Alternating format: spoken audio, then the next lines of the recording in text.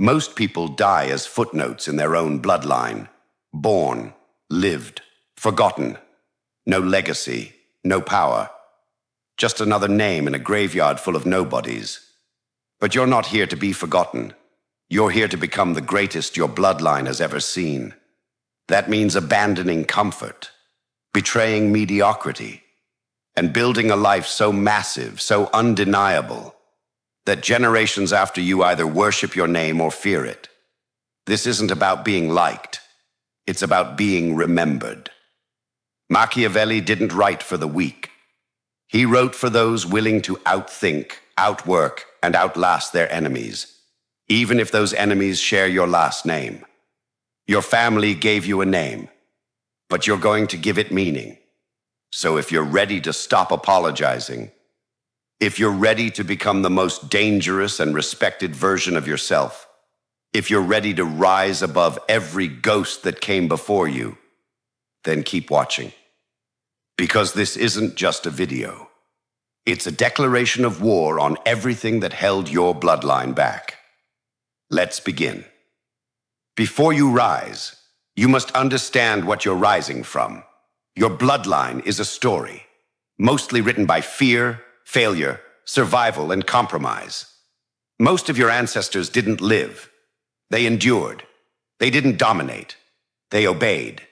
They didn't build legacies. They settled for existence. You were born into this, a script passed down through whispers, traditions, and unspoken rules. Be humble. Don't stand out. Fit in. Play it safe. Be grateful for what you have. That script ends with you. Because if you want to become the greatest your bloodline has ever seen, the first thing you must do is burn the blueprint they gave you. Machiavelli would have laughed at this obsession with humility and passive legacy. He knew what most men will never accept. Power is seized, not inherited. And greatness is not passed down. It's taken, earned, and forged in blood, betrayal, and relentless ambition. Step 1. Study your origin. Ruthlessly. Before a general conquers, he studies the terrain. Your terrain is your family's history, not to admire it, but to dissect it. Ask yourself, where did they give up too early? Where did they choose safety over greatness? Who in your bloodline lived with unrealized potential and died with regret? Don't romanticize your roots. Interrogate them. Find the weaknesses. Find the blind loyalty. Find the emotional chains that held them back. Then swear on your life. You won't carry that into your future. Step 2. Stop seeking permission. Most people unconsciously wait for approval from their parents, their community, even their dead ancestors. But no one ever became great by asking for a blessing. Machiavelli said, "A wise prince must learn to be not good, not obedient, not the nice guy everyone praises. He must learn to be effective, strategic, cold when necessary. You will not become the greatest by being agreeable. You will rise the moment you decide, I don't need their approval. I need results. If that means disappointing your family to honor your future, so be it. If that means being misunderstood or called arrogant, good. Let their insults become your armor. Let their silence become your fuel. Step 3. Build in silence, emerge in force. Your legacy is not built in group chats or family functions. It's built in silence. While they sleep, you plan. While they talk, you move. While they waste years, you weaponize your days. You're not just working for money or comfort. You're building an empire so dominant that your surname echoes in future generations' mouths with awe. When you rise, don't explain it. Don't ask for congratulations. Make them wonder how you did it. Make them whisper your name with envy and disbelief. You are not a branch of the tree.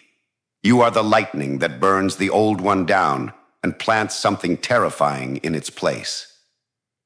Step 4. Make your name. Worth remembering your bloodline gave you a name. But that name is still empty. It's your job to fill it with weight. Attach greatness to it. Attach power to it. Attach fear and respect to it. Let future generations say, "He changed everything." Let your story become the new blueprint they study. Let your life become the dividing line between those who lived small and the one who broke the curse. Part 1 ends here, but your transformation has just begun. What you're building isn't for applause. It's not for social media. It's for the moment when someone in your bloodline decades from now stands up and says, "Because of him, we are no longer ordinary." That's legacy. That's power. That's the path Machiavelli would respect. Now, let's keep going. Before you become anything powerful, you must confront what's inside you. The silent slave that's been trained to obey, to wait, to submit. Most people don't even know it's there. They think they're free, but they're chained by inherited weakness, trapped in emotional loyalty to people who never dared to chase power. That inner slave tells you to play small, to be humble, to ask for permission, to fit the mold your bloodline built before you were even born. Machiavelli would call it what it is, a cage. You weren't born to repeat your father's mistakes or your mother's fears. You weren't meant to pass down poverty of ambition just because it's familiar. You were meant to reconstruct the very definition of what your family name means. That process begins with destruction, not of others, but of the lesser version of yourself that your past created. That means isolation. Not forever, just long enough to detach from the old programming. Every voice that speaks to the weaker you must be cut off. Every expectation placed on you by people too afraid to grow, gone. In that silence, the real work begins. You will start to notice that most of your family's beliefs were chains dressed as wisdom. Clichés meant to keep you small. Don't get too ambitious. Play it safe. Don't forget where you come from. No, remember where you come from so you can destroy it properly. There's a violent rebirth happening now, and it demands more than effort. It demands obsession. You don't get to be great by doing enough. You get there by doing more than anyone around you thinks is necessary. While they rest, you build. While they debate, you move. While they wait for signs, you create them. You become the signal. Your family's curse wasn't laziness. It was passivity. Waiting for fortune, waiting for acceptance, waiting for someone else to light the fire. That cycle ends with you, and you will light the fire alone. Everything about you must be sharpened into a weapon. Your thoughts, your habits, your physical body. Weak men talk. Strong men build in silence. You walk into a room and change the air, not with volume, but with presence. You don't need applause. You need leverage. You don't need validation. You need power. Power over your emotions. Power over your time. Power over your name. Some people will try to pull you back. Family, friends, even lovers. They'll say you've changed. That's the point. They'll say you've lost your warmth. Good. Warmth is for people who plan on being comfortable. You're planning on becoming unforgettable. You are no longer obligated to carry anyone. The unworthy must fall away. That includes those who laugh at your discipline, who mock your focus, who feel threatened by your refusal to settle. Their time is up. Your bloodline's next chapter is not a group project. It's written by one person, and it will be signed with your name, not theirs. Let them drown in distractions. Let them rot in routine. You'll become the exception, the myth, the one name they still speak generations later when they say, "That's where everything changed." You're not just a man anymore. You are a force. You are the reset. You are the reckoning for everything your family tolerated. And whether they cheer or curse your name is irrelevant, because they will remember it. That's the only outcome that matters. Your life is now a blueprint, a dangerous one they can follow if they have the strength. But most won't. And that's fine. You're not here to inspire. You're here to dominate. The inner slave is dead. The inner ruler has taken the throne. Power is never just what you hold. It is how others see you. Machiavelli knew that reality is shaped by perception, and perception is shaped by the one who controls the narrative. The greatest among your bloodline didn't just build empires with swords, they built empires with stories. Your name is a weapon only if it carries weight in the minds of others. If they don't believe you are unstoppable, you're just another man with dreams. To become legendary, you must first become a myth in motion. This means controlling what people think before they even meet you. It means becoming the force they fear in whispers. It means being the shadow lurking behind every decision, the unshakable presence in every room. You do this by crafting your image carefully, not with lies, but with selective truth. You show strength, but hide vulnerability. You reveal power, but mask your strategy. You lead with confidence, even when inside you are calculating every move like a grandmaster playing chess. Remember, Machiavelli advised princes to appear virtuous, even if they were not. Virtue, in this sense, is a mask. The mask that hides your ambition and keeps your enemies blind. Your reputation is your kingdom's foundation. Protect it fiercely. Feed it carefully. Let rumors of your strength grow louder than reality, because sometimes the fear of what you might do is more powerful than what you actually do. Never allow yourself to be predictable. If they think they know you, they can control you. You are not a book to be read. You are a fortress to be conquered. Master silence and timing. Speak when it gives you advantage. Stay quiet when words can betray you. Make every gesture deliberate. Power is in the details most overlook. But perception alone is not enough. You must move through systems, social, professional, political, like a ghost. Invisible but deadly. Machiavelli taught rulers to use cunning and strategy to survive hostile courts. Your battlefield is no different. Whether it's in business, family, or society, you must learn to navigate power structures, to exploit weaknesses, and to build alliances that serve your vision, but never bind your freedom. Use people's ambitions against them. Let their greed and envy become your tools. Never trust blindly, but appear trustworthy. Win loyalty by giving just enough, then keep your true intentions hidden. Your bloodline's past may have been marked by open battles and obvious struggles. Your path will be subtler, smarter, and far more ruthless. Remember this: great power often requires great deception. Machiavelli never claimed virtue was necessary. What was necessary was effectiveness, the brutal ability to survive and dominate. You will have to do things your ancestors never imagined. You will have to break rules that were never meant to be broken. You will have to take risks others consider too dangerous. And yes, you will be misunderstood. You will be feared. You might even be hated. Good. Because those are the marks of greatness.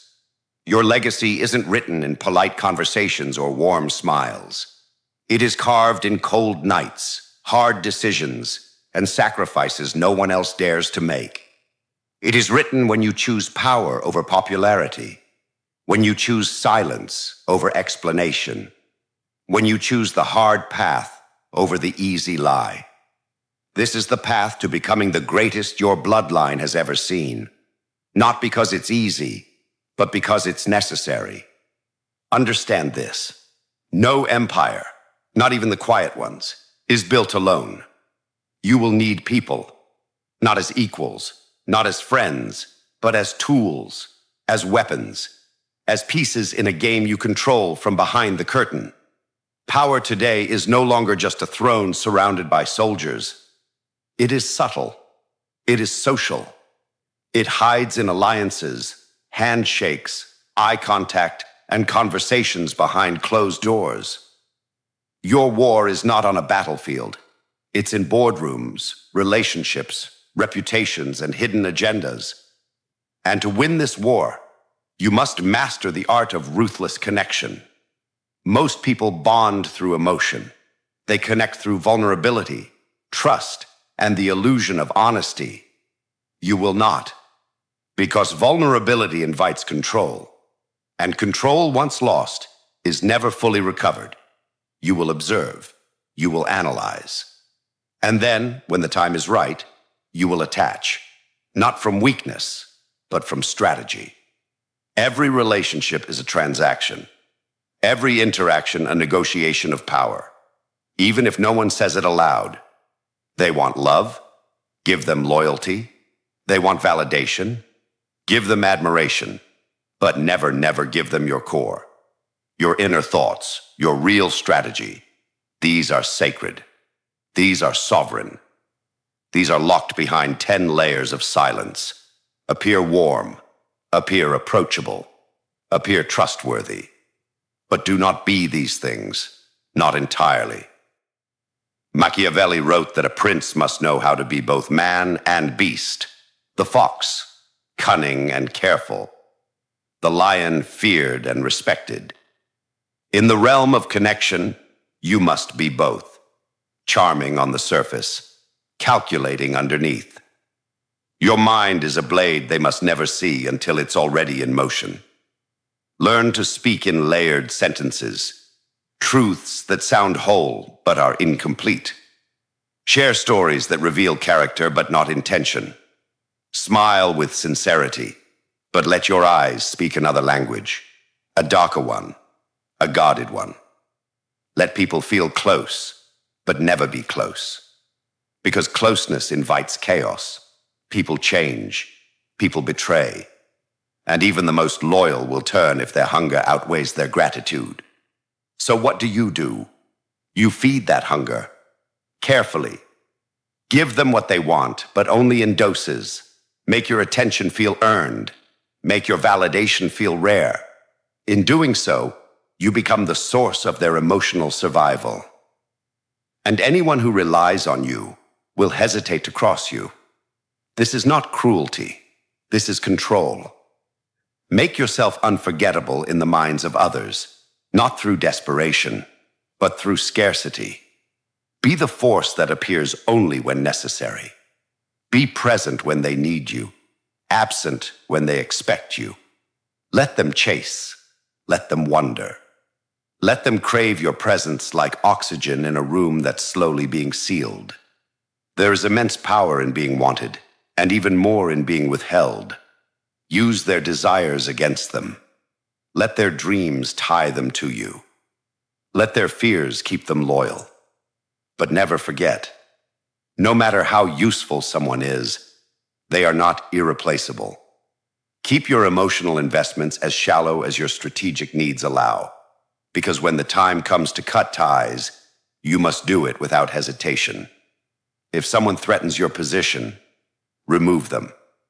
If someone begins to see through your masks, distance yourself. If someone grows powerful enough to rival you, bind them with praise, flatter them with respect, and if necessary, destroy them before they strike. This is the unspoken rule of influence. Dominate or be dominated. There is no middle ground. Machiavelli warned of flatterers, of manipulators, of hidden threats in the guise of friends. But what he didn't say outright, what he left for you to understand, is that you must become the very thing others are taught to avoid. The manipulator, the architect, the invisible hand that shapes the world without ever being blamed for its changes. That's what ruthless connection is. The ability to shape people movements, outcomes, not through authority, but through emotional precision. People won't know why they listen to you, why they trust you, why they fear disappointing you, but they will, because you've studied them better than they've studied themselves. You've given them pieces of yourself, but never enough to trap you. You've shown them a version of you that's magnetic, untouchable, and always just out of reach. And if betrayal comes, and it will, you will not react emotionally. You will not plead. You will not scream. You will simply strike, swiftly, decisively, without guilt, because betrayal is not a question of if, but when. Most people betray not out of evil, but out of opportunity. Your job is to ensure that betraying you feels more dangerous than remaining loyal. Let every person in your orbit feel like they need you, but never let them think they own you. Because ownership breeds arrogance, and arrogance is a crack in the foundation of your empire. When the dust settles and your name is no longer called in rooms, the question becomes, what remains? Not your possessions, not the people who clapped in your presence, only the weight of your choices, only the shadow you left behind. Machiavelli knew legacy was not kindness remembered, but fear respected. The weak confuse legacy with being liked. The powerful understand legacy as being unavoidable, inescapable. Even when gone, you still dominate the room through rules you created, structures you manipulated, and minds you shaped to follow your path, even if they never knew your name. Your legacy must not be soft. It must not be diluted by comfort, convenience, or approval. You weren't born to blend in. You were born to redesign the world around you, not with applause, but with force, with silence that moves people, with absence that feels louder than presence. You must not aim to be loved. You must aim to be remembered. This is where most people fail. They want to matter, but they also want to be liked. You cannot have both. The world does not admire the agreeable. It admires those who win, those who bend rules, those who walk into chaos and do not flinch. You are here to build something so unshakable that your enemies hesitate to even whisper your name, that your presence becomes a myth retold in lowered voices, that you haunt the decisions of cowards even from a distance. You must be the unseen force behind their restraint, their hesitations, their failures. This is what Machiavelli meant when he said it's better to be feared than loved, if you cannot be both. Because fear creates distance, respect, discipline. While love fades, fear leaves a mark. Your ancestors may have ruled through war or fame or status, but your war is internal. It's colder. It's psychological. It's fought through perception, dominance, and strategic indifference. You're not just playing the game. You're rewriting the board. You must become the figure that history cannot erase, not because you were loud, but because you were effective. You must become so precise, so untouchable, that your methods are studied, your strategies stolen, your name spoken in reverence and resentment. And yes, you will be misunderstood. They'll call you cruel. They'll say you don't feel. They'll accuse you of being too ambitious, too cold, too calculating. Let them. They don't see what you see. They don't feel what you feel.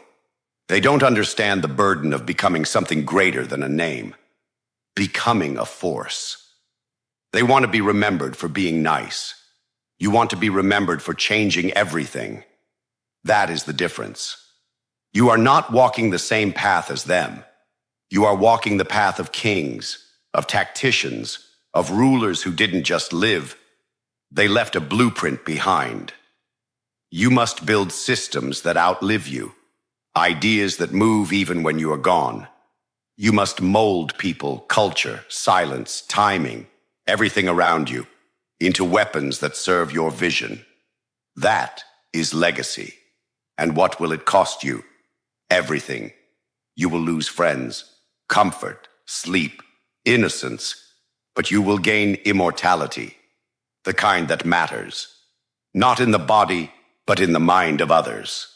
You will live through the fear you inspired, through the systems you created, through the empire you constructed, not with affection, but with clarity.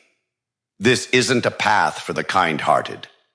It's for the architects of destiny, for the minds that see decades ahead and are willing to pay the price to make it real. You were never meant to just pass through life. You were meant to imprint on it. Every silence you mastered, every rumor you allowed to spread, every hand you shook with eyes wide open, it all leads here, to the moment when your absence holds more weight than most people's presence, to the moment when your name is spoken not just with memory, but with tension. Let them wonder how you did it. Let them question how you never cracked.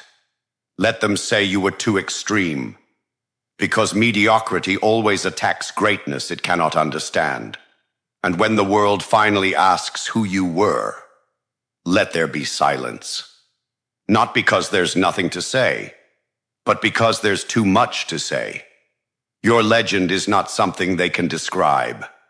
It will be told in fear, respect, discipline. It will be felt in the systems you created, in the loyalty you commanded. They won't talk about your kindness.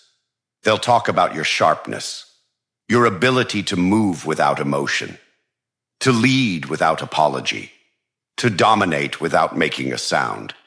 That is what they'll remember. And when your name is spoken, it will not be just a name. It will be a warning, or a standard, or a signal, depending on who says it. And that is legacy. If you're ready to stop chasing approval and start building immortality, like, subscribe. Share this only with those who walk the same path. Because power isn't about now, it's about forever.